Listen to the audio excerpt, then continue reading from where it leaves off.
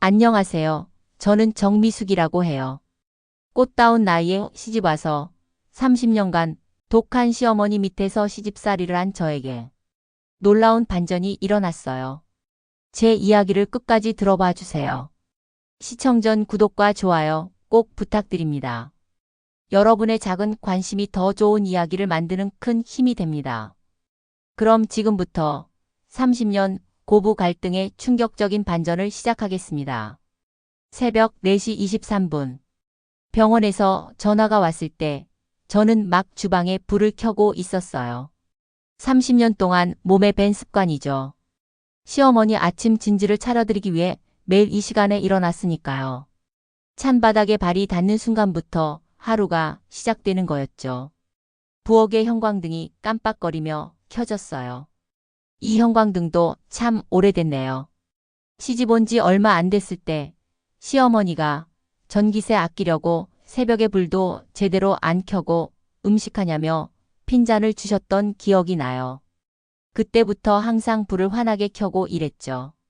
그런데 오늘따라 형광등 소리가 유난히 크게 들리는 것 같았어요. 전화벨이 울릴 때 왠지 불길한 예감이 들었어요. 이 시간에 전화가 오는 건 좋은 일이 아니니까요. 젖은 손을 앞치마에 닦으며 수화기를 들었죠. 보호자님, 어머님이 방금 운명하셨습니다.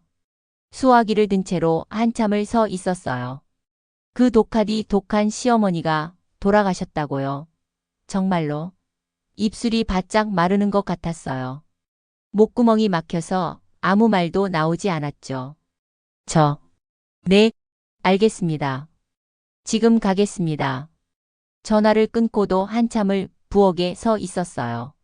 싱크대에는 어제 저녁 설거지를 하다만 시어머니의 약사발이 놓여 있었죠. 30년 동안 하루도 빠짐없이 매일 같은 시간에 약을 다려드렸는데 이제는 필요 없게 된 거예요. 그 약사발에 때묻은 손잡이가 유난히 눈에 들어왔어요. 한약 자국이 층층이 배어있는 그 사발을 보니 문득 처음 약을 다렸던 날이 떠올랐어요. 시집 온 지 일주일째 되던 날 시어머니가 갑자기 약사발을 던지며 이것도 제대로 못 다리면서 무얼 할 수 있겠냐고 소리치셨죠. 그날 밤 화장실에 숨어서 얼마나 울었던지. 친정 엄마한테 전화하고 싶었지만 그럴 수도 없었어요. 새댁이 벌써 친정에 하소연한다는 소리를 들을까 봐요. 이상해요. 눈물이 안 나요. 30년이에요. 28살, 꽃다운 나이에 시집와서 58이 된 지금까지 저는 단 하루도 시어머니의 구박을 피한 날이 없었거든요. 매일이 전쟁 같았고 매 순간이 숨막히는 시간이었죠. 미수가 국이 왜 이렇게 신 겁니다. 친정에서 음식 제대로 안 배웠니? 애는 언제 나올 거야? 우리 집안대 끊기게 생겼어. 친정 그렇게 자주 가면 시집 식구들이 뭐가 되니? 그 목소리들이 아직도 귓가에 생생해요. 밥알 하나, 반찬 하나에도 트집을 잡으셨고 제가 하는 모든 일이 마음에 안 드셨죠. 아이를 낳고 나서도 달라지지 않았어요. 애 하나 제대로 못 키우면서 친정 엄마한테 물어보지 그래. 아 맞다. 친정 엄마도 별거 아니지. 첫 아이를 유산했을 때도 시어머니는 차가웠어요. 몸조리도 제대로 못해서 그런 거야. 우리 집안대를 이을 손자를 그렇게 못 지키니. 그날 병원 침대에 누워서 천장만 바라보던 기억이 나요. 남편은 어머니 눈치 보느라 제 손 한번 제대로 잡아주지 못했죠. 남편을 깨워 병원으로 향했어요. 새벽 도로는 텅 비어 있었고 가로등 불빛만이 쓸쓸하게 길을 비추고 있었죠. 차 안은 난방을 켰는데도 춥게만 느껴졌어요. 어쩌면 마음이 차가워져서 그런지도 모르겠어요. 당신, 괜찮아? 운전하는 남편이 조심스럽게 물었어요. 평소와 달리 말이 없는 저를 걱정하는 것 같았죠. 저는 차창 밖만 보며 작게 대답했어요. 응, 괜찮아. 어머니가. 그래도 당신한텐 좀 심하셨지. 남편의 말에 헛웃음이 나올 뻔했어요. 좀이라고요? 좀이 아니라 많이, 아주 많이 심하셨죠. 하지만 이미 돌아가신 분 앞에서 그런 말을 하고 싶지는 않았어요. 30년 동안 남편은 항상 그랬어요. 어머니와 저 사이에서 이러지도 저러지도 못하고 그저 참아, 조금만 더 참아 그 말만 반복했죠. 병원 영안실에 도착했을 때 시동생 내외와 시누이가 이미 와 있었어요. 그들의 눈빛에는 슬픔보다는 다른 무언가가 더 많이 보였죠. 계산하는 눈빛이라고 할까요? 형수님, 이제 오시네요. 시동생의 날카로운 목소리, 그리고 시어머니 죽는 순간까지도. 저는 이 집안에서 외부인이었어요. 30년을 살았는데도 여전히 우리가 아닌 너였죠. 영안실의 차가운 조명 아래 시어머니는 평화로운 얼굴로 누워 계셨어요. 살아생전 그렇게 날카롭던 눈매가, 그렇게 독하게 쏘아보던 그 눈이 지금은 부드러워 보였어요. 마치 깊은 잠에 든 것처럼, 아니면 무거운 짐을 내려놓은 것처럼요. 어머니. 입 밖으로 나온 그 한마디가 공허하게 울렸어요. 30년 동안 수없이 불렀지만 오늘처럼 텅 빈 느낌은 처음이었죠. 장례식장에서의 3일은 정말 길었어요. 상주석에 앉아 있으면서 조문객들의 얼굴을 하나하나 바라봤어요. 시어머니의 친구분들, 친척들, 동네 어르신들. 그분들은 모두 시어머니를 좋은 분이라고 했어요. 복 많은 분이라고도 했죠. 아마 바깥에서의 시어머니는 정말 그런 분이셨나 봐요. 집 안에서의 모습과는 너무 달랐지만요. 순자가 며느리 자랑을 많이 했어. 미숙이가 얼마나 살뜰한지 모른다고. 어떤 할머니의 말에 저는 놀랐어요. 시어머니가 저를 자랑하셨다고요. 집에서는 한 번도 칭찬이란 걸 들어본 적이 없는데요. 밥도 제대로 못하는 며느리. 애도 제대로 못 키우는 며느리. 늘 그런 말만 들었는데. 언니 울지도 않네. 그래도 30년을 모셨는데. 원래 며느리는 남이잖아. 피 한 방울 안 섞였는데. 조문객들의 수군거림이 들려왔어요. 저도 울고 싶었어요.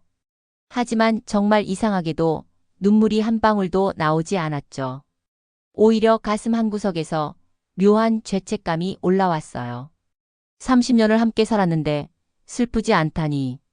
저는 그렇게 냉정한 사람이었을까요? 아니면 그동안 받은 상처가 너무 깊어서 이제는 아무것도 느낄 수 없게 된 걸까요? 둘째 날 저녁, 낯선 정장 차림의 중년 남자가 찾아왔어요. 정미숙 씨 맞으시죠?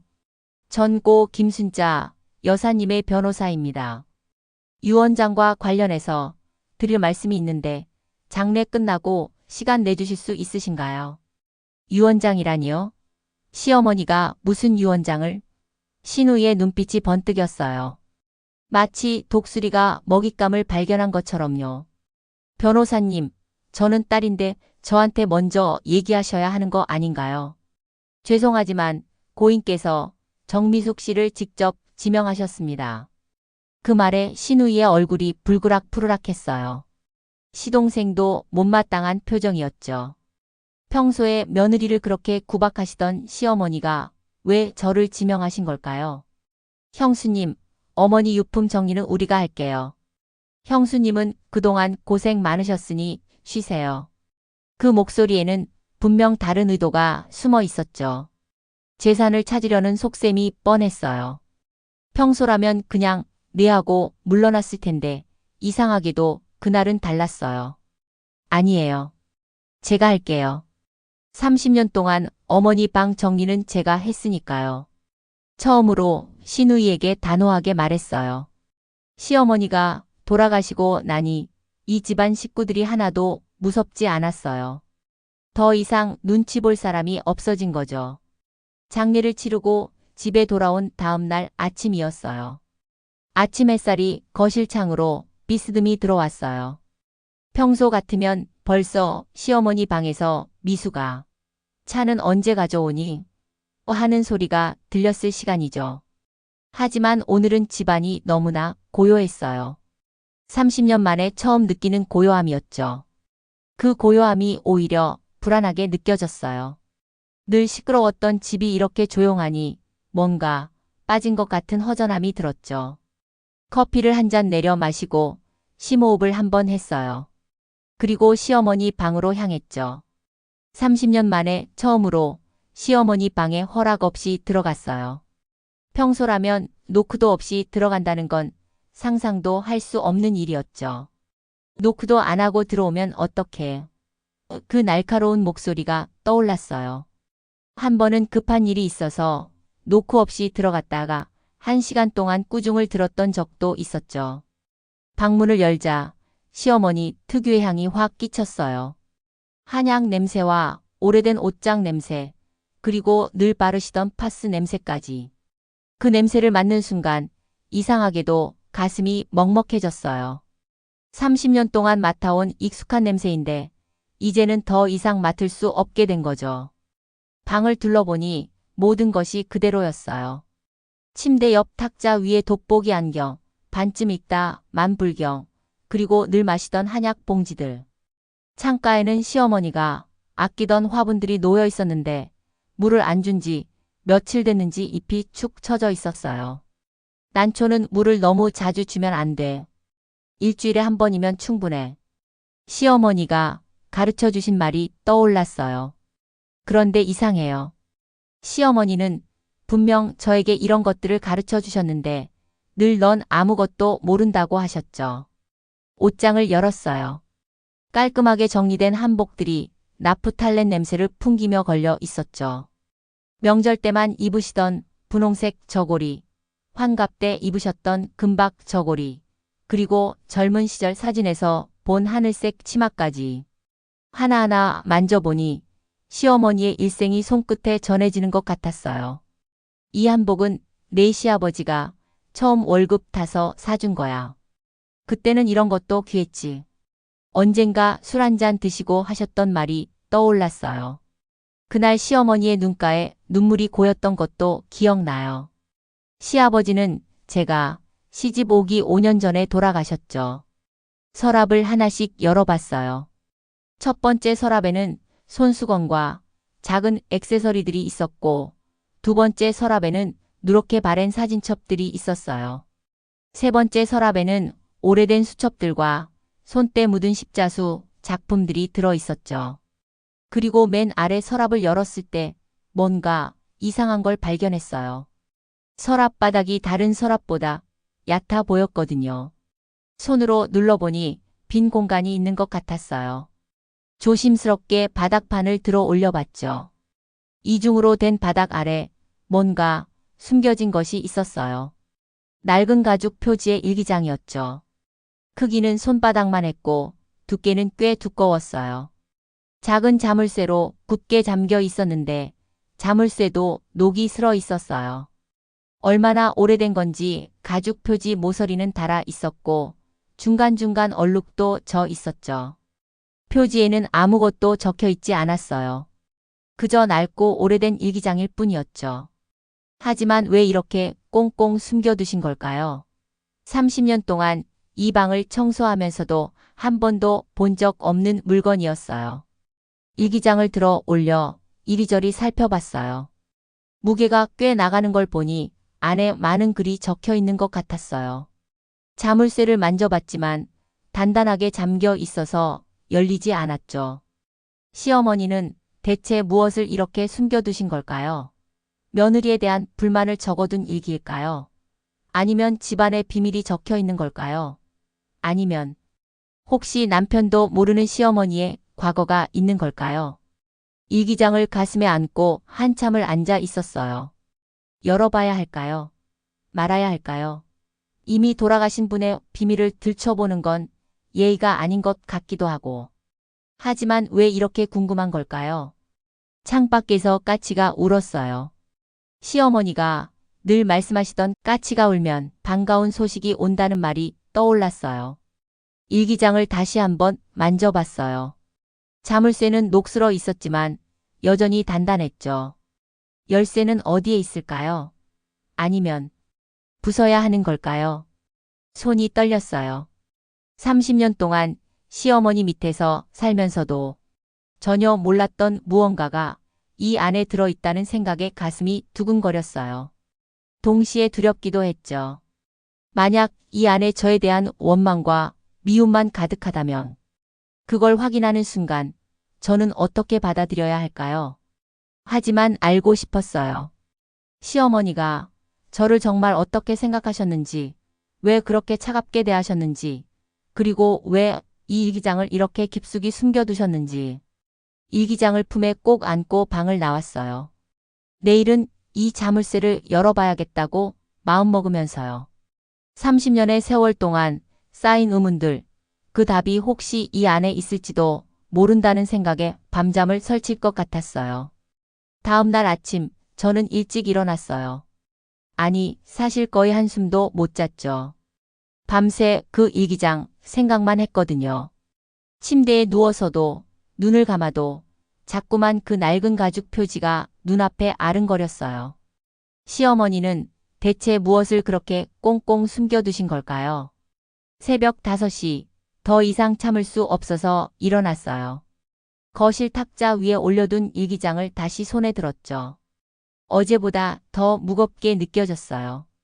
30년의 비밀이 담겨 있다면 그 무게가 이렇게 느껴지는 걸까요?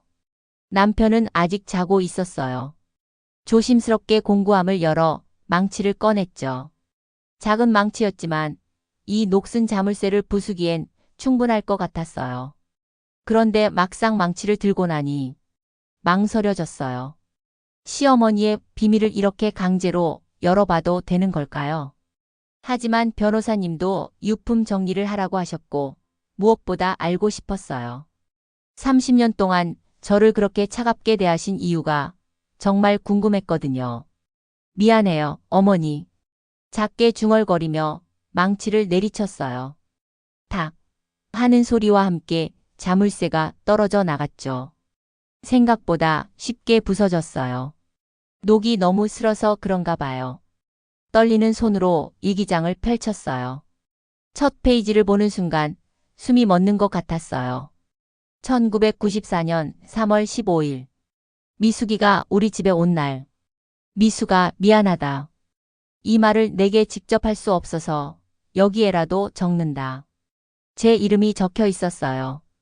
그것도 시어머니의 떨리는 필체로요. 1994년 3월 15일 제가 시집 온 날이에요. 그날은 봄비가 부슬부슬 내렸죠.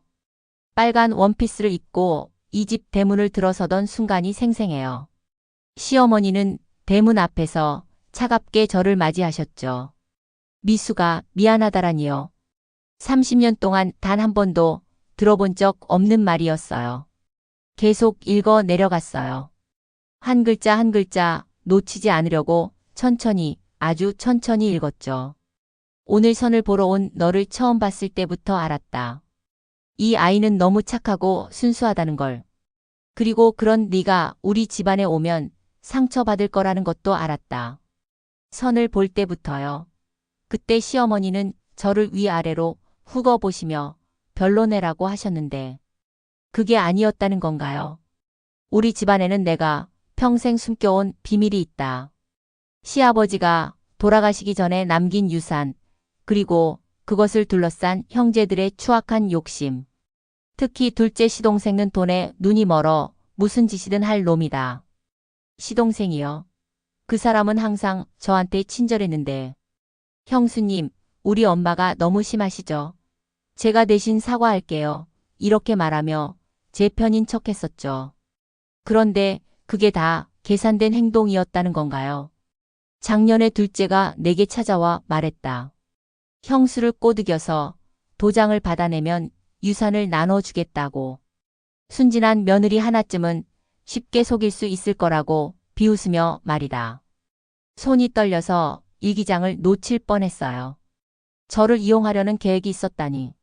그것도 제가 시집 오기 전부터요. 그래서 결심했다. 내가 악역을 맡기로. 너를 미워하는 시어머니가 되어 네가 이 집안 사람들과 가까워지지 못하게 막아야겠다고. 특히 둘째와는 절대 친해지면 안 된다고. 페이지를 넘겼어요. 다음 장에도 빼곡하게 글씨가 적혀 있었죠. 1994년 3월 20일. 오늘 내게 처음으로 독한 말을 했다. 청소도 제대로 못하는 것이 뭘 할 수 있겠냐고. 내 눈에 눈물이 고이는 걸 보았다. 마음이 찢어지는 것 같았다. 하지만 이렇게라도 해야만 둘째가 너를 포기할 것이다. 그날이 기억나요. 시집 온 지 5일째 거실을 열심히 청소했는데 시어머니가 갑자기 화를 내셨죠. 이것도 청소라고 했니? 하시며 걸레를 던지셨어요. 화장실에 숨어서 한참을 울었죠. 내가 화장실에서 우는 소리를 들었다. 나도 함께 울고 싶었다. 하지만 참았다. 내가 나를 미워해야만 네가 안전할 수 있으니까. 시어머니도 우셨다고요. 그 독하신 분이 계속 읽어 내려갔어요. 일기는 거의 매일 쓰여 있었죠. 제가 한 일 하나하나가 다 기록되어 있었어요. 그런데 놀라운 건 시어머니가 저를 얼마나 세심하게 관찰하고 계셨는지가 느껴진다는 거예요. 1994년 5월 10일. 미숙이가 오늘 친정에 다녀왔다. 친정어머니가 반찬을 싸주셨나 보다. 나물 반찬을 보니 정성이 가득하다. 미숙이 친정도 넉넉하지 않을 텐데. 그래도 내가 칭찬하면 안 된다. 둘째가 지켜보고 있다. 그날 친정엄마가 싸준 나물 반찬을 시어머니께 드렸더니 이런 것도 반찬이라고 가져왔니? 라고 하셨죠. 친정엄마가 새벽부터 정성껏 만드신 건데 그때 정말 서러웠어요. 사실 그 나물 반찬이 정말 맛있었다. 미숙이 친정어머니의 손맛이 느껴졌다. 미숙이가 안 볼 때 혼자 다 먹었다. 미안하다. 정말 미안하다. 눈물이 났어요. 그렇게 무시하시는 줄만 알았는데 사실은 다 드셨다니요. 일기장을 계속 넘겼어요. 1년, 2년. 시간이 흐를수록 시어머니의 글씨는 더 떨렸고 내용은 더 절박해졌어요. 1996년 8월 15일. 미숙이가 임신했다. 기쁜 소식인데 불안하다. 둘째가 요즘 자주 찾아온다. 조카가 태어나면 학비를 대주겠다며 미숙이에게 접근하려 한다. 내가 더 독하게 굴어야겠다. 첫 아이를 가졌을 때였어요. 시어머니는 애도 제대로 못 가질 것 같더니라고 하셨죠. 그런데 시동생은 정말 자주 왔어요. 형수님, 제가 조카 용돈 통장 만들어 줄게요. 라며 친절하게 굴었죠. 1997년 2월 3일. 미숙이가 유산했다. 병원에서 혼자 우는 미숙이를 몰래 보았다. 가서 안아주고 싶었다. 괜찮다. 다시 가질 수 있다고 말해주고 싶었다. 하지만 그럴 수 없다. 대신 차가운 말만 했다. 몸조리도 제대로 못해서 그렇다고. 미숙아, 미안하다. 정말 미안하다. 그 부분을 읽을 때는 참았던 울음이 터져 나왔어요. 그날 병원 침대에 혼자 누워있을 때 얼마나 외로웠는지, 시어머니가 그렇게 차갑게 말씀하셔서 얼마나 상처받았는지. 그런데 시어머니도 우셨다니요. 몰래 저를 보러 오셨다니요. 미숙이 몰래 최고의 한 의원에 갔다. 유산 후 몸조리를 위한 약을 지어달라고 했다. 한 첩에 10만 원이나 하는 비싼 약이다. 하지만 미숙이는 모를 것이다. 내가 매일 다려주는 약이 동네 한의원 약이 아니라는 걸. 그 약이 그렇게 비싼 약이었어요. 저는 그냥 동네 한의원에서 지은 싸구려 약인 줄만 알았는데 일기장을 덮고 한참을 울었어요. 30년의 오해가, 30년의 원망이 모두 거짓이었다는 걸 알게 된 순간이었죠. 시어머니는 저를 미워한 게 아니었어요. 오히려 너무 사랑해서 지키고 싶어서 그런 선택을 하신 거였어요. 매일 밤 이 일기장에 사과하면서 혼자 우시면서 그렇게 30년을 사신 거예요. 어머니, 어머니, 이제야 알겠어요. 왜 시어머니의 눈빛이 때로는 그렇게 슬퍼 보였는지, 왜 독한 말을 하시면서도 눈을 마주치지 못하셨는지, 왜 제가 우는 걸 보실 때마다 급하게 자리를 피하셨는지, 모든 게 저를 위한 거였어요. 저를 지키기 위한 가장 아픈 사랑이었어요. 일기장을 가슴에 꼭 안았어요. 시어머니의 체온이, 시어머니의 마음이 전해지는 것 같았죠. 창밖에서 봄바람이 불어왔어요. 따뜻한 바람이 제 눈물을 닦아주는 것 같았어요. 30년 만에 처음으로 시어머니가 그리워졌어요. 이제야 진짜 어머니를 알게 됐는데 이미 늦어버렸다는 게 너무 슬펐어요. 일기장은 아직도 많이 남아 있었어요. 30년의 기록이 이 안에 다 들어있을 테니까요. 저는 천천히, 아주 천천히 읽어나가기로 했어요. 시어머니가 남기신 마지막 선물을 한 글자도 놓치지 않고 읽어야겠다고 생각했죠. 일기장을 읽은 다음 날부터 저는 달라졌어요. 시동생이 전화를 걸어왔을 때 평소와 달리 경계심이 생겼죠. 30년 동안 제 편인 줄 알았던 그 사람이 사실은 처음부터 저를 이용하려 했다니요. 형수님, 어머니 유품 정리는 어떻게 되어가요? 혹시 도움이 필요하면 제가 가서 도와드릴까요? 그 목소리가 이제는 다르게 들렸어요. 친절한 척하는 가면 뒤에 욕심이 느껴졌죠. 아니에요. 혼자서도 충분해요. 그래도 혼자 하시기 힘드실 텐데. 특히 서류 같은 것들은 복잡할 수도 있고요. 제가 가서 정리 좀 도와드릴게요. 서류라고요. 역시 뭔가를 찾고 있는 거였어요. 시어머니가 일기장에 쓰신 그 유산 관련 서류를 찾는 거겠죠. 정말 괜찮아요. 천천히 하고 있으니까 걱정 마세요.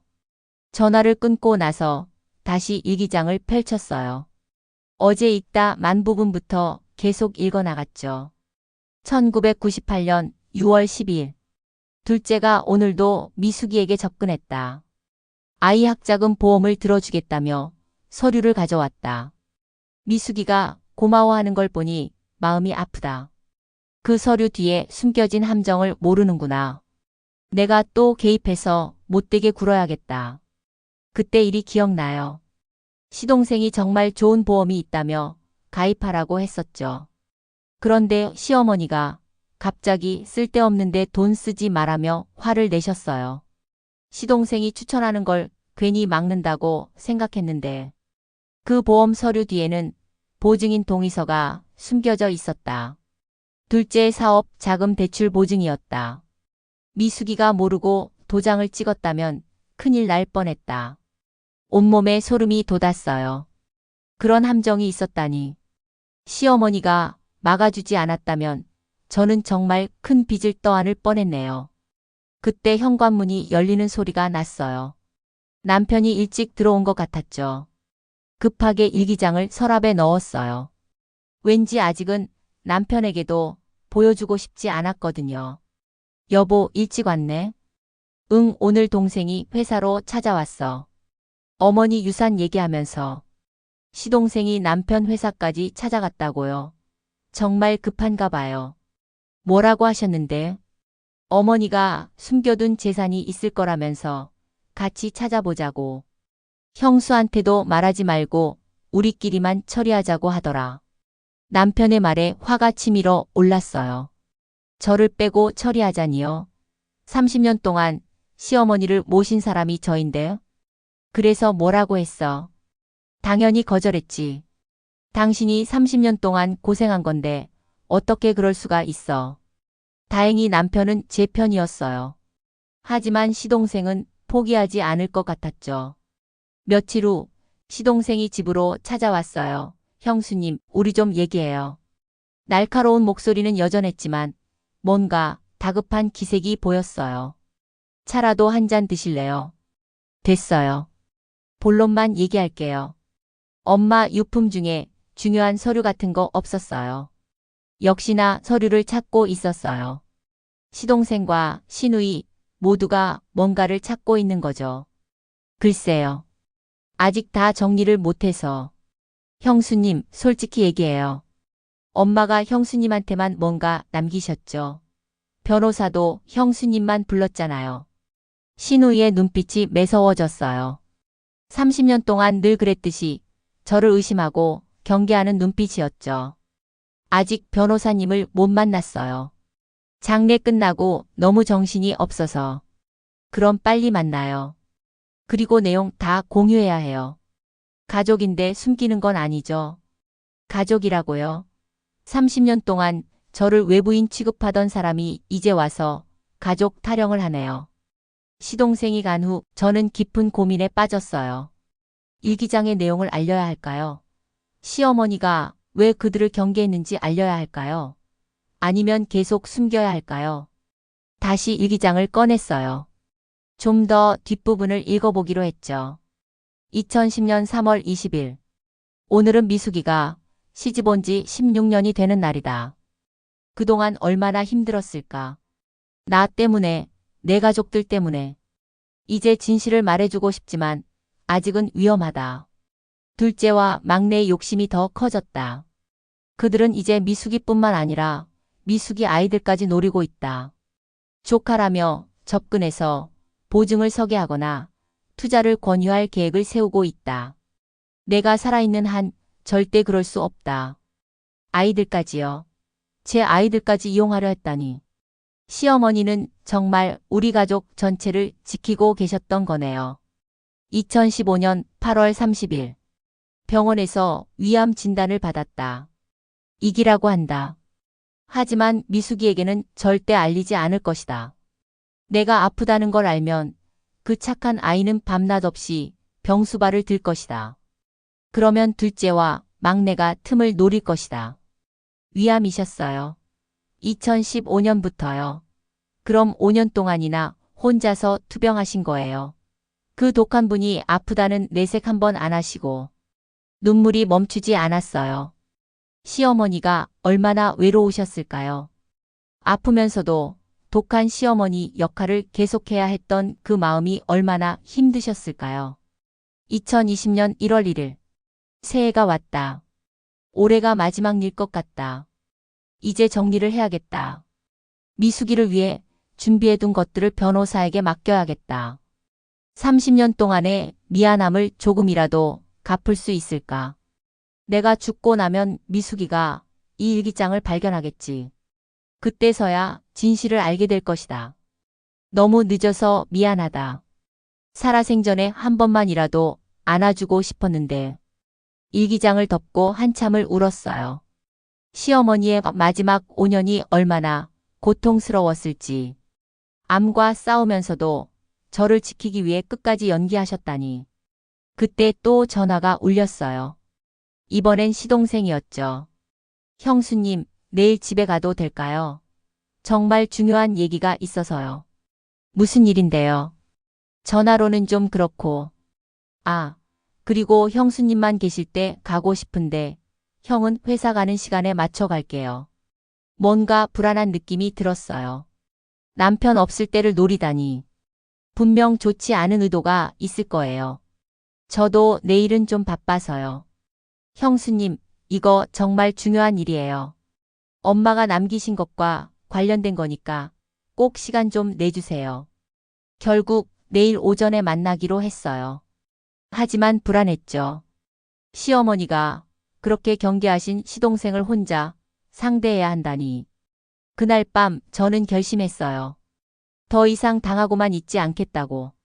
30년 동안 시어머니가 저를 지켜주셨듯이 이제는 제가 스스로를 지켜야 한다고.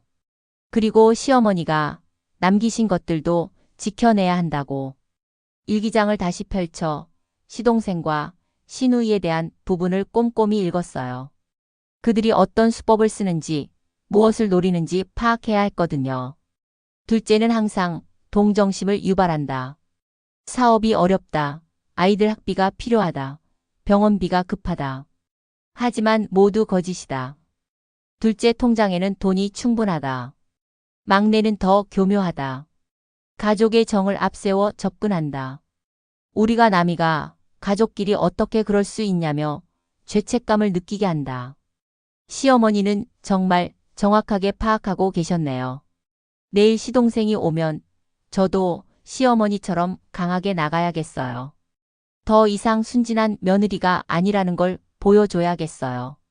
창밖을 보니 달이 밝았어요. 시어머니가 저 달을 보며 얼마나 많은 밤을 뜬 눈으로 지새우셨을까요? 저를 지키기 위한 전쟁을 혼자서 치르시면서 어머니, 이제는 제가 싸울게요. 어머니가 지켜주신 것들 제가 꼭 지켜낼게요. 작게 중얼거리며 일기장을 가슴에 안았어요. 30년 만에 처음으로 저는 혼자가 아니라는 걸 느꼈어요. 비록 돌아가셨지만 시어머니가 제 곁에 있는 것 같았거든요. 그 든든함이 용기를 주었어요. 내일부터는 달라질 거예요. 더 이상 당하기만 하는 며느리가 아니라 시어머니의 진짜 딸로서 싸울 거예요. 다음 날 아침, 시동생이 오기 전에 뜻밖의 손님이 먼저 찾아왔어요. 안녕하세요. 저 지연이에요. 문 앞에 선 사람은 시누이의 딸, 제 조카였어요. 32살, 결혼한 지 3년 된 아이죠. 어렸을 때부터 유일하게 저를 잘 따르던 조카였어요. 지연아, 웬일이니? 이른 아침에 할머니 일기장 때문에 왔어요. 순간 심장이 멎는 것 같았어요. 일기장을 어떻게 알았을까요? 무슨 일기장? 큰엄마, 저 알고 있어요. 할머니가 일기장을 숨겨두셨다는 것도, 그 안에 뭔가 중요한 내용이 있다는 것도요. 지연이를 거실로 들였어요. 차를 내오며 조심스럽게 물었죠. 어떻게 알았니? 할머니가 돌아가시기 일주일 전에 저를 부르셨어요. 그리고 말씀하셨죠. 내 큰엄마를 도와줘라. 곧 힘든 일이 생길 텐데 네가 옆에 있어줘야 한다고요. 시어머니가 지연이에게 그런 부탁을 하셨다니. 그리고 이것도 주셨어요. 지연이가 작은 봉투를 꺼냈어요. 떨리는 손으로 열어보니 시어머니의 손글씨로 쓰인 편지가 들어있었죠. 지연아, 내 큰엄마는 우리 집안의 진짜 보물이다. 30년 동안 내가 상처만 줬지만 그 사람이 없었다면 우리 집안은 진작 무너졌을 것이다. 이제 네가 큰엄마를 지켜줄 차례다. 내 엄마와 삼촌을 조심해라. 그들은 욕심에 눈이 멀어 있다. 편지를 읽는데 눈물이 났어요. 시어머니는 마지막까지도 저를 걱정하셨구나. 큰엄마, 사실 우리 엄마와 삼촌이 뭔가 꾸미고 있어요. 어젯밤에 통화하는 걸 들었는데 큰엄마를 압박해서 도장을 받아낼 계획을 세우고 있더라고요. 도장을? 네, 할아버지가 남기신 땅이 있대요. 그동안 할머니가 숨겨오셨는데 그 땅이 지금 가격으로 30억이 넘는다고. 그걸 팔려면 형수님 도장이 필요하다더라고요. 30억짜리 땅이라니. 시어머니가 일기장에 쓰신 그 유산이 이거였구나. 지연아, 네가 이런 얘기를 나한테 해도 되니? 내 엄마한테 혼나지 않을까? 지연이가 씁쓸하게 웃었어요. 큰엄마. 저도 시집가서 3년 동안 시어머니한테 시달려봐서 알아요. 큰엄마가 얼마나 힘드셨을지, 그리고 할머니가 왜 그러셨는지도 이제 이해해요. 우리 엄마 정말 무서운 사람이거든요. 그때 현관벨이 울렸어요. 시동생이 온 것 같았죠. 큰엄마, 제가 옆에 있을게요. 혼자 상대하지 마세요. 지연이의 말이 든든했어요. 30년 만에 처음으로 이 집안에서 제 편이 생긴 것 같았죠. 시동생이 들어왔어요. 지연이를 보고는 당황한 기색이 역력했죠. 지연이가 왜 여기 있니? 삼촌, 저도 할머니 유품 정리 도와드리려고 왔어요. 시동생의 표정이 굳어졌어요. 계획에 없던 변수가 생긴 거죠. 그래. 그럼 다음에 다시 올게요. 아니에요. 하실 말씀하세요. 지연이도 가족이니까 같이 들어도 되잖아요. 제가 먼저 나섰어요. 시어머니가 그러셨던 것처럼 이제는 제가 당당해져야 할 때였거든요. 시동생이 마지못해 앉았어요. 서류 가방을 꺼내며 말을 꺼냈죠. 형수님, 단도직입적으로 말할게요. 아버지가 남기신 땅이 있어요. 그동안 어머니가 관리하셨는데 이제 처분해야 할 때가 왔어요. 처음 듣는 얘기네요. 어머니가 형수님께도 말씀 안 하신 모양이네요. 아무튼 그 땅을 팔려면 가족 전원의 동의가 필요해요. 형수님도 도장을 찍어주셔야 해요. 시동생이 서류를 내밀었어요. 하지만 저는 받지 않았죠. 먼저 변호사님을 만나봐야겠어요. 어머니 유언도 들어야 하고요. 형수님, 가족끼리 무슨 변호사까지. 그냥 여기 도장만 찍으면 돼요. 형수님께도 10억은 드릴게요. 10억이라. 큰 돈이었어요. 하지만 시어머니가 30년 동안 지켜온 것을 그렇게 쉽게 넘길 수는 없었죠. 시간을 좀 주세요. 생각해 볼게요. 시동생의 얼굴이 붉어졌어요. 형수님, 30년 동안 어머니한테 그렇게 구박받으면서도 참고 사셨잖아요. 이제 보상받을 때 아닌가요? 10억이면 충분하지 않나요? 그 순간 지연이가 끼어들었어요. 삼촌, 그만하세요. 큰 엄마가 생각할 시간을 달라는데 왜 그렇게 다그치세요? 너는 조용히 있어. 어른들 일이야. 어른들 일이라면서 왜 엄마랑 둘이서만 처리하려고 하세요? 저도 할머니 손녀인데요. 분위기가 험악해졌어요. 시동생은 결국 서류를 집어넣으며 자리에서 일어났죠.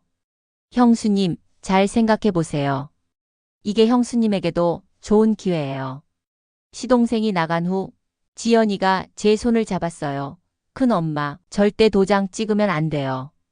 제가 들은 게 맞다면 10억 준다는 것도 거짓말일 거예요. 어떻게 알았니? 우리 엄마가 그랬어요. 어차피 쫓겨날 사람한테 뭘 줘라고요. 쫓겨날 사람이라니. 그들은 처음부터 저를 내보낼 생각이었구나요. 그때 또 다른 전화가 왔어요. 변호사님이었죠. 정미숙님, 내일 오전에 사무실로 오실 수 있으신가요? 고인의 유언을 공개해야 할 것 같습니다. 네, 가겠습니다. 그리고 가족분들도 함께 오시는 게 좋을 것 같습니다. 모두에게 관련된 내용이 있거든요. 그날 저녁, 저는 일기장을 계속 읽었어요. 이제 막바지 부분이었죠. 2023년 12월 25일. 크리스마스.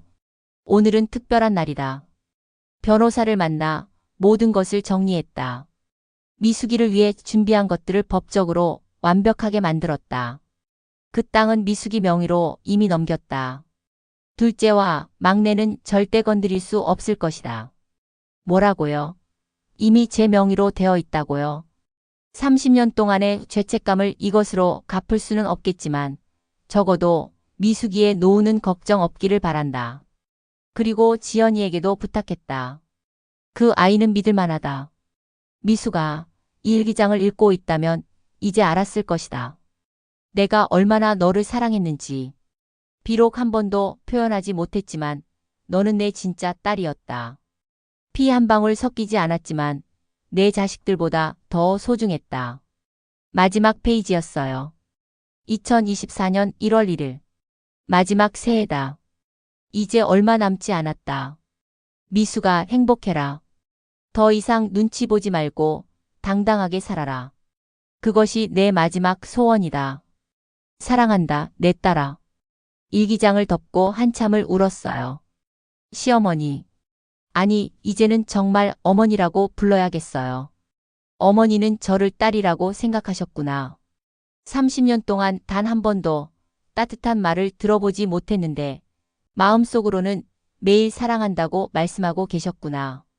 지연이가 저녁을 차려줬어요. 된장찌개와 나물 반찬, 소박하지만 따뜻한 밥상이었죠. 큰 엄마, 이제 혼자가 아니에요. 제가 있잖아요. 고마워. 큰 엄마. 할머니가 큰 엄마를 얼마나 사랑하셨는지 이제 다 알 것 같아요. 그리고 큰 엄마가 얼마나 대단한 분인지도요. 30년을 견디셨잖아요. 그날 밤 처음으로 마음이 편안했어요. 시어머니의 사랑을 알게 되었고 지연이라는 든든한 편이 생겼고 무엇보다 이제는 더 이상 혼자가 아니라는 걸 알게 되었으니까요. 내일 변호사 사무실에서 무슨 일이 일어날지 모르지만 이제는 두렵지 않았어요. 어머니가 저를 위해 준비해 두신 것이 있다면 그것을 지켜내는 것이 제 도리니까요. 창밖의 별을 보며 조용히 말했어요. 어머니, 이제 제가 당당하게 살게요. 어머니의 딸답게 떳떳하게 살게요. 별 하나가 유난히 밝게 빛났어요. 어머니가 대답하시는 것 같았죠. 다음 날 아침 변호사 사무실로 가는 길이었어요. 남편과 함께 차를 타고 가면서도 마음이 무거웠죠. 오늘 밝혀질 진실이 우리 가족을 어떻게 바꿀지 두려웠거든요. 여보, 괜찮아? 남편이 걱정스럽게 물었어요. 어젯밤 일기장의 일부를 남편에게 보여줬거든요. 남편도 충격을 받았죠. 자신의 어머니가 그런 희생을 하고 계셨다는 걸 전혀 몰랐으니까요. 응, 괜찮아. 그런데 당신은 어때? 가족들이 그런 사람들이었다니. 솔직히 배신감이 들어. 특히 삼촌이 그렇게 친한 척하면서 뒤로는 당신을 이용하려 했다니. 변호사 사무실에 도착했을 때 시동생과 시누이가 이미 와 있었어요. 그들의 표정은 기대감으로 가득했죠. 아마 큰 유산을 기대하고 있는 것 같았어요. 자, 모두 오셨으니 시작하겠습니다. 변호사님이 서류를 꺼내며 말했어요. 먼저 고인께서는 생전에 모든 재산을 정리하셨습니다. 특히 논란이 될 수 있는 부분들은 이미 법적으로 처리를 완료하셨죠. 시동생의 표정이 굳어졌어요. 무슨 말씀이신지. 고인께서 소유하고 계셨던 충청남도 소재 토지 3만 평은 이미 2년 전에 며느리 정미숙 씨에게 증여되었습니다. 모든 세금도 완납된 상태고요. 뭐라고요? 시누이가 벌떡 일어났어요. 얼굴이 새빨갛게 달아올랐죠. 그게 무슨 소리예요? 엄마가 왜 새언니한테 그런 걸 줘요? 우리는 자식인데. 변호사님이 차분하게 또 다른 서류를 꺼냈어요. 그리고 여기 고인이 남기신 편지가 있습니다. 가족 전원이 함께 있을 때 읽어달라고 하셨죠. 편지를 펼치자 시어머니의 글씨가 보였어요. 내 자식들에게. 너희가 이 편지를 읽고 있다면 이미 모든 것을 알았을 것이다. 내가 왜 미숙이에게 재산을 물려줬는지 이해하지 못하겠지. 진실을 말하겠다. 너희 아버지가 남긴 그 땅은 원래 미숙이 친정아버지의 땅이었다. 이게 무슨 소리죠? 제 친정아버지의 땅이었다고요. 30년 전 미숙이 아버지는 사업이 어려워 땅을 팔아야 했다. 너희 아버지가 그 땅을 샀는데 정당한 가격을 주지 않았다. 시세의 10분의 1도 안 되는 돈으로 샀지. 미숙이 아버지가 급하다는 걸 이용한 것이다. 나는 그 사실을 결혼식 후에 알았다. 미숙이는 모르고 있었지만 그 집안이 우리 때문에 망했다는 것을. 그래서 미숙이를 더 모질게 대했다. 죄책감 때문에 제대로 마주볼 수가 없었다. 온몸에 소름이 돋았어요. 우리 친정이 망한 게 시댁 때문이었다니. 둘째야, 네가 미숙이를 이용하려 한 것을 나는 다 알고 있었다. 막내야, 네가 뒤에서 온갖 모함을 한 것도 알고 있다. 너희는 피해자의 딸을 또다시 이용하려 했다. 그것을 막는 것이 내 속죄였다. 시동생과 시누이의 얼굴이 창백해졌어요. 그 땅은 이제 제자리로 돌아갔다. 미숙이가 받는 것이 아니라 원래 그 집안 것을 되찾는 것이다. 너희에게는 각자 5억씩 남긴다. 그것으로 만족해라.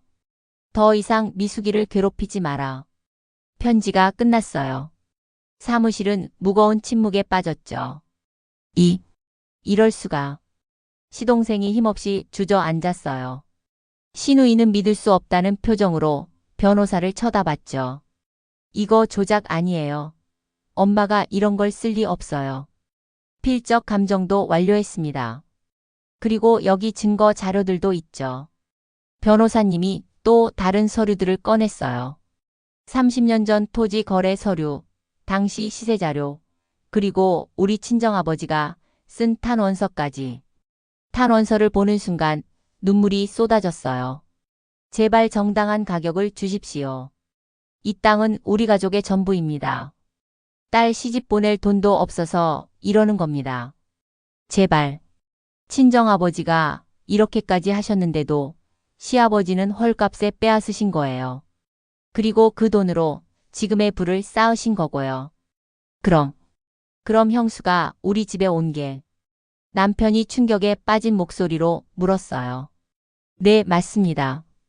고인께서 남기신 일기에 따르면 의도적으로 혼사를 추진하신 것 같습니다. 죄책감 때문에, 그리고 속죄의 의미로. 그 순간 모든 퍼즐이 맞춰졌어요.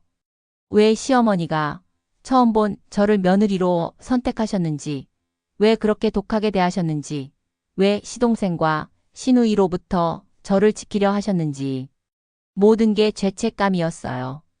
우리 가족을 망가뜨린 죄책감, 그리고 그 딸을 또다시 이용당하게 할 수 없다는 그 책임감. 큰엄마, 지연이가 제 손을 잡았어요. 언제 왔는지 옆에 앉아 있었죠. 이제 다 끝났어요. 큰 엄마가 받아야 할 걸 받은 거예요. 시누이가 갑자기 소리를 질렀어요. 그래도 이건 아니잖아. 30년 동안 우리 집에서 먹고 살았으면서. 그만해. 힘들게 시동생이 힘없이 말했어요. 이미 게임은 끝났다는 걸 아는 표정이었죠. 우리가 진 거야. 어머니가 모든 걸 알고 계셨어.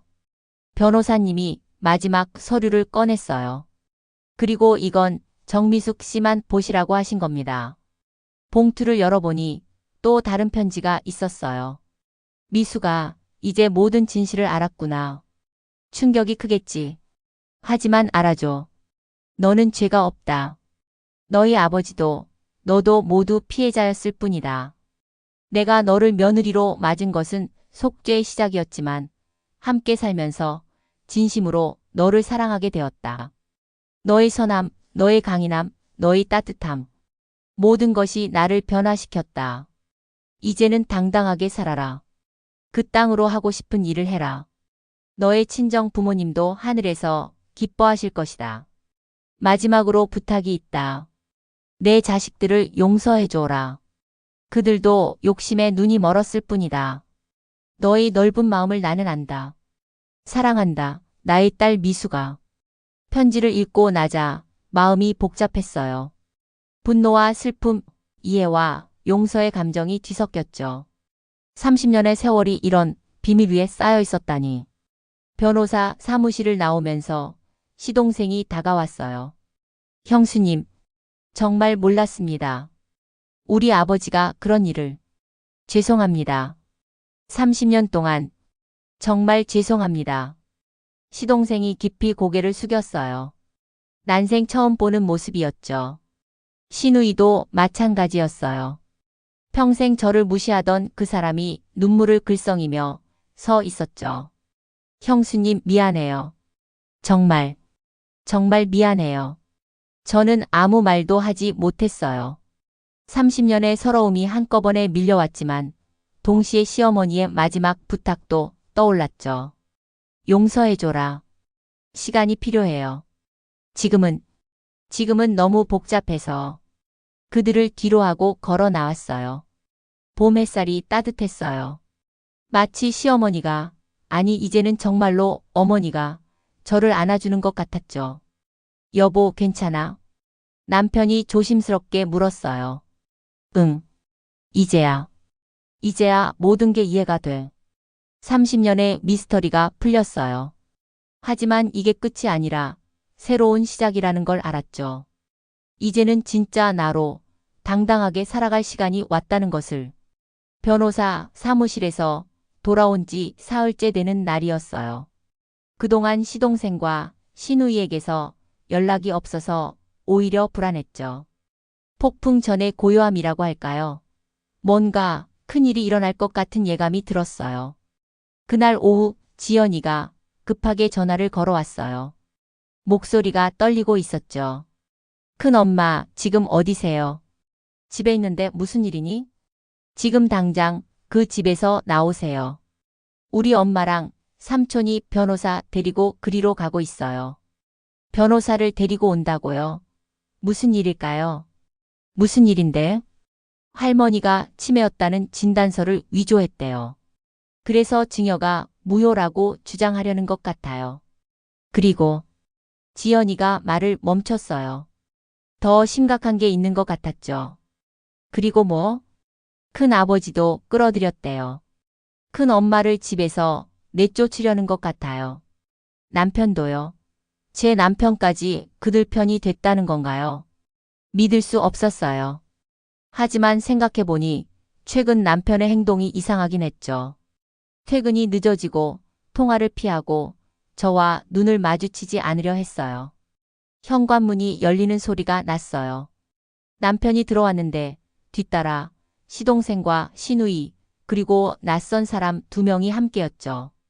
여보, 남편을 부르려는데 그가 시선을 피했어요. 그 순간 모든 걸 알았죠. 남편도 그들과 한편이 된 거예요. 형수님, 이분들은 저희가 선임한 변호사분들이세요. 시동생이 차갑게 말했어요. 평소에 가식적인 친절함은 온데간데 없었죠. 어머니가 돌아가시기 2년 전부터 치매 증세가 있으셨다는 걸 증명할 자료를 확보했어요. 따라서 그 시기에 이루어진 모든 증언은 무효예요.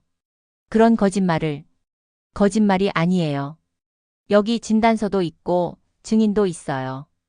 시누이가 서류를 내밀었어요. 하지만 저는 알았죠. 그게 조작된 거라는 걸. 시어머니는 돌아가시는 순간까지 정신이 맑으셨거든요. 그리고 형수님, 이 집에서 나가셔야 해요. 뭐라고요? 이 집은 우리 오빠 명의잖아요. 오빠가 더 이상 같이 살기 싫다고 하네요. 시누이의 말에 남편을 돌아봤어요. 30년을 함께 산 남편이 제 눈을 보지 못하고 고개를 숙이고 있었죠. 여보, 정말이야? 나보고 나가라는 거야? 대답 좀 해봐. 30년을 함께 살았는데 이제 와서 나가라고. 그때서야 남편이 입을 열었어요. 하지만 그 말은 제 가슴에 칼을 꽂는 것보다 더 아팠죠. 미안해. 하지만 엄마가 남긴 게 모두 내 것이 되는 건 불공평해. 나도 아들인데. 아들이라고요? 30년 동안 시어머니 뒷바라지는 제가 다 했는데 이제 와서 아들 타령이에요. 당신이 뭘 했다고? 어머니 병원 한 번 제대로 모시고 간 적 있어. 약 한 번 따려드린 적 있어. 새벽에 일어나서 진지 한 번 차려드린 적 있어. 그건 내가 며느리니까. 며느리니. 그래, 나는 며느리야. 30년 동안 며느리 역할 충실히 했어. 그런데 이제 와서 쫓아내겠다고. 눈물이 났어요. 서러워서가 아니라 배신감 때문이었죠. 가장 믿었던 사람, 가장 가까운 사람이 등을 돌렸다는 게 너무 아팠어요. 형수님, 조용히 나가시면 위자료는 드릴게요. 시동생이 수표를 내밀었어요. 5천만 원이에요. 30년 일한 대가치고는 충분하지 않나요? 5천만 원이라. 30년의 세월을 그 돈으로 계산하는 거예요. 그 순간 무언가가 제 안에서 부서지는 소리가 들렸어요. 시어머니를 위해 참았던 30년, 가족을 위해 희생했던 30년, 그 모든 시간이 무너져 내리는 것 같았죠. 좋아요. 나갈게요. 제 대답에 모두가 놀란 표정이었어요. 이렇게 쉽게 포기할 줄 몰랐나 봐요. 대신 어머니 일기장은 가져갈게요. 그리고 어머니가 제게 쓰신 편지들도요. 그런 건 마음대로 하세요. 시누이가 비웃듯 말했어요. 방으로 들어가 일기장과 편지들을 가방에 넣었어요. 30년 동안 입었던 옷들, 살림살이들은 그대로 두었죠. 이제는 필요 없으니까요. 거실로 나오니 그들이 승리한 표정으로 서 있었어요. 잘 생각하셨어요, 형수님. 현관으로 향하다가 잠시 멈출 서서 돌아봤어요. 30년을 살았던 이 집, 매일 아침 청소했던 거실, 수없이 음식을 만들었던 부엌. 그리고 남편을 마지막으로 봤어요. 당신 후회할 거야. 어머니가 왜 그렇게 하셨는지, 왜 나를 지키려 하셨는지 곧 알게 될 거야. 집을 나서는 순간 4월의 찬바람이 얼굴을 스쳤어요. 갈 곳이 없었어요. 친정도 이미 없고 이제는 시댁도 없어졌으니까요. 58살의 나이에 하루아침에 집 없는 사람이 된 거예요. 벤치에 앉아 한참을 울었어요. 30년의 세월이 이렇게 끝나다니. 시어머니가 그렇게 지키려 했던 제가 결국은 쫓겨나고 말았네요. 그때 전화가 울렸어요. 지연이었죠. 큰엄마 어디세요? 제가 지금 갈게요. 지연아. 큰엄마, 절대 포기하지 마세요. 아직 끝난 거 아니에요. 할머니가 큰엄마를 위해 준비한 게 더 있을 거예요. 하지만 저는 너무 지쳤어요. 더 이상 싸울 힘도 의지도 없었죠. 그날 밤 지연이네 집에서 잠을 잤어요. 지연이가 따뜻한 차와 담요를 가져다 주었지만 전 잠들 수가 없었죠. 30년의 삶이 한순간에 무너진 충격이 너무 컸거든요. 새벽녘에 일기장을 다시 펼쳤어요. 시어머니의 마지막 글을 읽고 또 읽었죠. 미수가, 혹시 모든 것을 잃더라도 절망하지 마라. 내가 너를 위해 준비한 진짜 선물은 따로 있다. 때가 되면 알게 될 것이다. 진짜 선물이라니. 무엇을 더 준비하셨을까요? 하지만 지금은 그런 것보다 남편의 배신이 더 아팠어요. 30년을 함께한 사람이 이렇게 쉽게 돌아설 수 있다니. 시어머니가 가족을 믿지 말라고 하신 이유를 이제야 알 것 같았어요. 창밖을 보니 동이 트고 있었어요. 새로운 날이 시작되는 거죠. 하지만 저에게는 모든 것이 끝난 것 같은 날이었어요. 어머니, 저 이제 어떻게 해야 하나요? 일기장을 품에 안고 조용히 물었어요. 하지만 대답은 들리지 않았죠. 이제 정말로 혼자가 된 것 같았어요.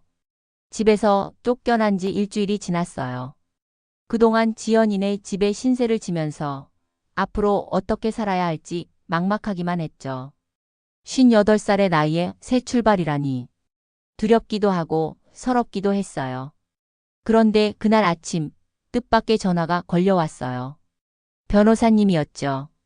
정미숙님, 지금 당장 사무실로 오실 수 있으신가요? 매우 중요한 일입니다. 무슨 일인가요? 전화로는 설명드리기 어렵습니다. 고인께서 남기신 또 다른 유언이 발견됐어요. 또 다른 유언이라니요? 시어머니가 뭘 더 준비하신 걸까요? 변호사 사무실에 도착했을 때 의외의 사람들이 와 있었어요. 시동생, 시누이, 그리고 남편까지. 그들의 표정이 심상치 않았죠. 특히 남편은 얼굴이 창백했어요. 모두 오셨으니 시작하겠습니다. 변호사님이 금고에서 봉인된 서류 봉투를 꺼냈어요. 이것은 고인께서 돌아가시기 한 달 전 병원에서 직접 저에게 전달하신 겁니다. 정미숙 씨가 집에서 쫓겨나는 일이 생기면 개봉하라고 하셨죠. 시동생의 얼굴이 굳어졌어요. 뭔가 불안한 예감이 드는 것 같았죠. 봉투를 열자 여러 개의 서류와 USB 그리고 편지가 나왔어요. 먼저 이 영상을 보셔야 할 것 같습니다. 변호사님이 USB를 노트북에 연결했어요. 화면에 시어머니의 모습이 나타났죠. 병원 침대에 누워 계시지만 눈빛은 여전히 맑으셨어요. 내가 이 영상을 남기는 건 2024년 1월 15일이다. 정신이 아주 맑은 상태에서 유언을 추가한다. 시어머니의 목소리가 울려 퍼졌어요. 비록 몸은 약하셨지만 말씀은 또렷했죠. 먼저 내 아들 정우진에게 말한다. 내가 만약 미숙이를 배신한다면 너는 모든 것을 잃게 될 것이다. 내가 내 이름으로 된 집을 담보로 받은 대출이 있다. 50억이다. 그 서류는 미숙이 명의로 되어 있다. 뭐라고요? 남편이 벌떡 일어났어요. 믿을 수 없다는 표정이었죠. 놀랐겠지. 내가 술 취해 도장 찍은 그 서류가 바로 그거다. 만약 미숙이를 쫓아낸다면 그 빚은 고스란히 내가 짊어져야 한다. 남편의 다리가 풀려 주저앉았어요. 50억이라는 빚이면 집을 팔아도 갚을 수 없는 금액이었죠. 둘째와 막내야, 너희도 마찬가지다. 너희가 받을 5억도 조건이 있다. 미숙이를 형수로, 올케로 제대로 대접해야만 받을 수 있다. 만약 미숙이를 괴롭힌다면 그 돈은 자선단체에 기부된다. 시동생과 시누이의 얼굴도 새파랗게 질렸어요. 영상 속 시어머니가 계속 말씀하셨어요. 그리고 미수가 네가 이 영상을 보고 있다면 아마 많이 힘든 상황일 것이다. 내 가족들이 너를 배신했겠지. 미안하다. 내가 제대로 키우지 못한 탓이다. 눈물이 났어요. 시어머니는 모든 걸 예상하고 계셨구나. 하지만 걱정하지 마라. 내가 진짜로 준비한 것은 따로 있다. 내 개인 재산 200억이 스위스 은행에 있다. 그건 오직 너만 찾을 수 있다. 변호사가 서류를 줄 것이다. 200억이라니요? 그런 큰 돈을 저를 위해 준비하셨다고요. 이 돈은 내가 평생 너를 괴롭힌 것에 대한 보상이다. 아니, 보상이라기보다는 내 진짜 딸에게 주는 유산이다. 피는 섞이지 않았지만 너는 내 진짜 딸이었다. 영상이 끝났어요. 사무실은 무거운 침묵에 빠졌죠. 변호사님이 서류를 제게 건넸어요. 이것이 스위스 은행 계좌 정보입니다. 그리고 여기 공증된 서류도 있고요. 손이 떨려서 서류를 제대로 볼 수가 없었어요. 그리고 이것도 있습니다. 변호사님이 또 다른 봉투를 건넸어요. 안에는 낡은 사진첩이 들어 있었죠. 사진첩을 열어보니 제 사진들이 가득했어요.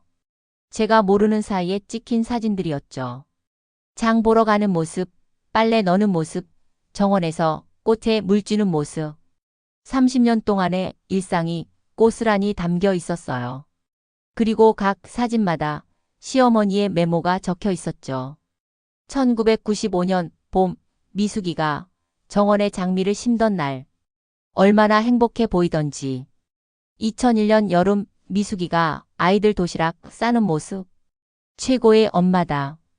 2010년 겨울, 눈 오는 날 마당, 쓸던 미소, 고맙고 미안하다. 시어머니가 30년 동안 저를 지켜보고 계셨구나요. 차갑게 대하면서도 몰래 사진을 찍고 추억을 간직하셨구나. 형수님, 시동생이 무릎을 꿇었어요. 죄송합니다. 정말 죄송합니다. 시누이도 울면서 고개를 숙였죠. 미안해요, 형수님. 우리가 정말 못됐어요. 하지만 가장 충격을 받은 건 남편이었어요. 여보, 미안해. 내가 정말 바보였어. 30년을 함께 살면서도 당신이 얼마나 소중한 사람인지 몰랐어. 남편이 제 앞에 무릎을 꿇었어요. 용서해줘. 제발. 다시 돌아와줘. 저는 가만히 서서 그들을 바라봤어요. 30년 동안 저를 무시하고 구박했던 사람들이 이제야 제 앞에 무릎을 꿇고 있었죠. 하지만 이상하게도 통쾌하지 않았어요. 오히려 서글펐죠. 일어나세요. 다들. 제 말에 그들이 고개를 들었어요. 어머니가 원하신 건 이런 게 아닐 거예요. 우리가 진짜 가족이 되는 것, 그걸 원하셨을 거예요. 변호사님이 마지막 편지를 건넸어요. 시어머니가 제게 남긴 마지막 편지였죠. 미수가 내 마지막 부탁이다. 용서해 주렴. 내 못난 자식들을, 그리고 나를. 30년의 상처가 하루아침에 낫지는 않겠지만 시간이 지나면 치유될 거라 믿는다. 너에게 남긴 돈은 내 것이다. 네가 원하는 대로 써라. 하지만 가능하다면 가족과 함께 했으면 좋겠다. 진짜 가족으로. 미수가, 넌 내가 가장 사랑한 딸이었다. 비록 말로는 한 번도 표현하지 못했지만 매 순간 너를 사랑했다. 이제는 편히 쉬어라. 더 이상 눈치 보지 말고 당당하게 살아라. 천국에서도 너를 지켜볼게. 사랑한다, 내 딸 미수가. 편지를 읽으며 눈물이 멈추지 않았어요. 시어머니. 아니, 어머니는 끝까지 저를 생각하셨구나. 30년의 차가운 가면 뒤에는 이렇게 뜨거운 사랑이 있었구나. 여보. 남편이 조심스럽게 제 손을 잡았어요. 다시 시작할 수 있을까? 이번엔 제대로. 진짜 가족으로. 저는 남편의 손을 잡았어요. 그리고 시동생과 시누이를 바라봤죠. 어머니의 뜻대로 하죠. 이제부터는 진짜 가족으로 살아요. 서로 속이지 말고 이용하지 말고 진심으로 대하면서. 그들이 고개를 끄덕였어요. 눈물로 범벅이 된 얼굴이었지만 진심이 느껴졌죠. 변호사 사무실을 나오며 하늘을 올려다봤어요. 구름 사이로 햇빛이 쏟아져 내렸죠. 마치 어머니가 하늘에서 미소 짓고 계신 것 같았어요. 어머니 이제야 알겠어요. 어머니가 제게 남긴 진짜 유산이 뭔지. 돈이 아니라 사랑이었어요. 30년 동안 숨겨왔던 그 깊은 사랑이요. 바람이 불어왔어요. 따뜻한 봄바람이었죠. 30년의 오해가 풀리고 진짜 가족이 되는 순간이었어요. 비록 어머니는 안 계시지만 어머니의 사랑은 영원히 우리 가족을 지켜줄 거예요. 집으로 돌아가는 길 남편이 제 손을 꼭 잡았어요. 미안해. 그리고 고마워. 30년 동안 우리 가족을 지켜줘서. 이제 시작이에요. 어머니가 원하신 진짜 가족, 이제부터 만들어가요. 그날 저녁 온 가족이 모여 식사를 했어요. 30년 만에 처음으로 진심으로 웃으며 대화를 나눴죠. 시동생도 시누이도 이제는 진짜 가족이 되려고 노력했어요. 어머니의 영정 앞에 국을 올리며 속으로 말했어요. 어머니 보고 계시죠? 이제야 진짜 가족이 됐어요. 어머니가 그토록 원하시던 촛불이 살랑거렸어요. 어머니가 대답하시는 것 같았죠. 30년의 아픔이 모두 사라진 건 아니었어요. 하지만 이제는 치유될 수 있을 것 같았어요. 어머니의 사랑이 있으니까요. 어머니가 돌아가신 지 1년이 지났어요. 오늘은 어머니 기일이었죠. 이른 아침부터 온 가족이 모여 제사 준비를 했어요. 예전과는 완전히 달라진 풍경이었죠. 나물 무치는 거 도와드릴까요? 시누이가 부엌으로 들어오며 물었어요. 1년 전만 해도 상상할 수 없는 일이었죠. 이제는 정말 사이 좋은 동서가 됐어요. 고마워요. 그럼 호박전 좀 부쳐줄래요? 네, 어머니가 좋아하시던 거죠. 우리는 나란히 서서 요리를 했어요.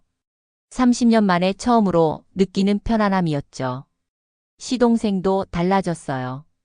예전에 욕심 많던 모습은 온데간데 없고 이제는 진짜 가족을 위해 헌신하는 사람이 됐죠. 형수님, 과일 다 준비했어요. 어머니 좋아하시던 배도 특별히 구해왔어요. 고마워요, 동생. 이제는 자연스럽게 동생이라고 부를 수 있게 됐어요. 저녁이 되어 제사를 지냈어요. 어머니 영정 앞에 온 가족이 모여 절을 했죠. 절을 하며 마음속으로 어머니께 인사를 드렸어요. 어머니, 저희 이제 정말 가족이 됐어요. 어머니가 그토록 원하시던 그런 가족이요. 제사가 끝나고 둘러앉아 음식을 먹으며 어머니 이야기를 했어요. 어머니가 살아계셨다면 정말 기뻐하셨을 거예요. 남편이 조용히 말했어요. 이 1년 동안 남편도 많이 변했죠. 매일 어머니 묘소에 가서 인사를 드리고 저에게 정말 잘해줬어요. 맞아요. 어머니가 진짜 원하셨던 게 이런 모습이었을 거예요. 지연이도 옆에서 고개를 끄덕였어요. 지연이는 이제 저를 친정엄마처럼 따라요. 큰엄마, 할머니가 큰엄마를 정말 사랑하셨구나 하는 걸 요즘 더 느껴요. 왜? 할머니가 남기신 일기장이랑 편지 보면 큰엄마 이야기뿐이에요. 30년 동안 매일매일 큰엄마 걱정만 하셨더라고요. 며칠 후 저는 어머니가 남겨주신 돈으로 특별한 일을 시작했어요. 김순자 장학재단을 만든 거예요. 가정 형편이 어려운 학생들을 돕는 재단이었죠. 특히 시어머니와의 갈등으로 힘들어하는 며느리들을 위한 상담센터도 함께 운영하기로 했어요. 여보, 정말 좋은 생각이야. 남편이 제 결정을 적극 지지해줬어요. 어머니도 분명 기뻐하실 거야. 어머니 이름으로 좋은 일을 하는 거니까. 시동생과 시누이도 재단 일을 돕겠다고 나섰어요. 온 가족이 힘을 합쳐 어머니의 이름을 빛내기로 한 거죠. 재단 개소식 날 많은 사람들이 찾아왔어요. 그중에는 제 친정 쪽 친척들도 있었죠. 30년 만에 만난 그들이 저를 자랑스러워하는 모습을 보니 뿌듯했어요. 미수가, 너 정말 대단해졌구나. 내 부모님도 하늘에서 기뻐하실 거야. 친정 이모의 말에 눈물이 났어요. 그날 밤 저는 어머니 묘소를 찾았어요. 혼자 조용히 어머니와 대화하고 싶었거든요. 어머니, 오늘 제단 개소식을 했어요. 어머니 이름으로 만든 제단이에요. 바람이 살랑 불어왔어요. 어머니가 듣고 계신 것 같았죠. 30년 동안 정말 고생 많으셨죠. 저를 지키느라, 가족을 지키느라. 묘비를 쓰다듬으며 말을 이어갔어요. 이제 저도 어머니처럼 살려고 해요. 겉으로는 차가워 보여도 속으로는 따뜻한 사랑을 품고 사는. 아니, 이제는 그 사랑을 숨기지 않고 표현하면서 살려고요. 그때 별똥별이 떨어졌어요. 어머니가 대답하시는 것 같았죠. 어머니, 저 이제 정말 행복해요. 어머니가 남겨주신 가장 큰 유산은 돈이 아니었어요. 사랑하는 법을 가르쳐 주신 거예요. 희생하는 사랑, 지키는 사랑, 그리고 용서하는 사랑을. 집으로 돌아오는 길, 문득 30년 전 처음 시집 왔던 날이 떠올랐어요. 봄비가 부슬부슬 내리던 그날, 빨간 원피스를 입고 떨리는 마음으로 대문을 들어섰던 28살의 저. 그때는 시어머니의 차가운 눈빛에 얼마나 무서웠던지. 하지만 이제는 알아요. 그 차가운 눈빛 뒤에 숨어있던 따뜻한 마음을. 30년 동안 저를 지켜주신 그 깊은 사랑을. 집에 도착하니 현관에 불이 켜져 있었어요. 남편이 기다리고 있었죠. 늦었네. 춥지? 아니, 괜찮아요. 남편이 제 어깨를 감싸 안았어요. 따뜻했죠. 여보 고마워. 뭐가? 30년을 참고 견뎌줘서. 우리 가족을 지켜줘서. 이제 그런 말 하지 마요. 앞으로가 더 중요해요. 거실로 들어가니 시동생 가족과 시누이 가족이 모여 있었어요. 형수님 오셨어요. 우리 내일 어머니 묘소에 같이 가기로 했잖아요. 맞아요. 어머니 좋아하시던 꽃도 사가고요. 이제는 정말 가족 같은 대화가 오갔어요. 30년 만에 찾아온 평화였죠. 그날 밤 일기장을 꺼내 제 일기를 쓰기 시작했어요. 어머니처럼 매일의 기록을 남기기로 한 거예요. 2025년 4월 15일. 어머니 기일 1주년. 오늘 온 가족이 모여 제사를 지냈다. 30년 만에 처음으로 진짜 가족이 된 기분이다. 어머니, 이제야 어머니의 마음을 알 것 같아요. 사랑한다는 말 한 번도 직접 듣지 못했지만 이제는 매일 느껴요. 어머니가 가르쳐 주신 대로 살게요. 사랑하는 사람을 지키는 삶, 그게 가장 아름다운 삶이라는 걸 이제 알아요. 어머니 감사해요. 그리고 사랑해요. 이제는 저도 누군가의 어머니가 되어 어머니처럼 살아갈게요. 하늘에서 지켜봐 주세요. 일기를 덮고 창밖을 봤어요. 달이 밝게 빛나고 있었죠. 어머니가 저를 보고 웃고 계신 것 같았어요. 30년의 오해와 갈등, 그리고 진실과 화해. 긴 여정이었지만 이제야 진짜 가족이 됐어요. 어머니의 숨겨진 사랑 덕분에 우리는 모두 새로운 시작을 할 수 있게 됐죠. 어머니 이제 편히 쉬세요. 저희는 이제 정말 괜찮아요. 바람이 살랑 불어왔어요. 커튼이 살짝 흔들렸죠. 어머니가 수고했다. 내 딸아라고 말씀하시는 것 같았어요. 이제 저도 누군가의 시어머니가 될 날이 올 거예요. 그때는 어머니와 달리 처음부터 따뜻하게 대할 거예요. 숨기지 않고 감추지 않고 진심을 표현하면서 살 거예요. 그것이 어머니께 배운 가장 큰 교훈이니까요. 사랑은 숨기는 게 아니라 표현하는 거라는 것. 그리고 진짜 가족은 피로 맺어진 게 아니라 마음으로 맺어진 거라는 것. 어머니 감사해요. 30년간의 차가운 사랑을 이제는 따뜻한 기억으로 간직할게요. 영원히 제 마음속 어머니로 남아주세요. 사랑합니다, 어머니.